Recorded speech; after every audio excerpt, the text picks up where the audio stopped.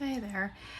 So the top 5 ways to get rid of boredom in the kitchen, right? So one of the things that I've noticed is people actually don't like cooking is because really they have to make that decision of what to eat, and then people won't like it, or it all that, like, oh, it wasn't good enough, things like this. And half that's what the reason that ends up being a lot of the reasons are for people who don't like cooking.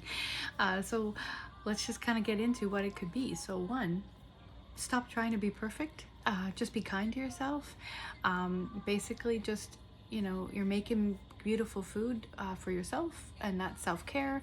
So just be kind to yourself when you're doing that. The next is meal prep and planning. I know I talk about this a lot, but seriously, if you spend a little bit of time on one day just chopping or portioning out or preparing a little bit of the food, when it gets down to the point of actually making the meal, you literally just toss it all in together, and it takes you 10 minutes instead of you having to chop, which can be monotonous and boring, or portioning out things and all that. It's already done, so that's that. Next is themes. Seriously, like, throughout the week, create themes. Maybe you don't want to think about what you're going to have that day, but you can create a theme for that day. So it could be Mexican, it could be taco bar, it could be pasta bar. Like, pick a couple of different sauces you could do. It could be like Asian night, you're doing a stir fry. It could be Thai night with pad Thai, or curry night, things like that. Or it doesn't have to be that. It could be something else, like any kind of theme. Like, hey, it's your birthday week, like mine, and then it's all birthday things. It's all your favorite stuff, and just make it fun that way. Another way is change it up. So if you don't live alone, you have other people who are with you, in cooking, why not share the cooking duties? Why not have they participate? And if they already participate, switch it up. So if you're the person who does the main course, switch it to you do sides and someone else does the main course. If you always do dinners, why not do lunches and have someone else do dinners? Like, switch it up so you don't feel like you're always doing exactly the same thing. Get your kids involved, get everybody involved with the whole process, and then everyone will enjoy it and actually love the food you're making, because you're all making it together.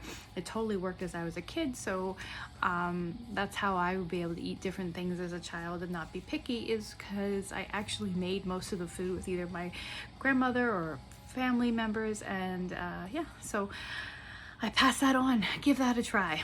And then lastly, I know we're in COVID and we can't meet people, but maybe do a Zoom where you're doing like, even could be a theme night with your family or friends. It's like potluck night, but obviously you can't eat each other's food. So they have their meal, you have yours, and you talk about what the cultural reference is or why it's your favorite, and have that. And also, when you're eating, don't sit down and watch TV, actually chat with someone. I mean, if you do live alone, that's a perfect opportunity for you to get on the phone or on a Zoom call or a messenger chat with someone and talk about whatever your day was like, while you're eating. So, they're eating, maybe they're alone and you're alone, and you can get on the call and chat with each other.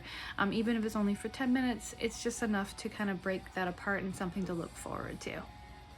There you go, my top 5 tips on getting rid of the boredom in the kitchen.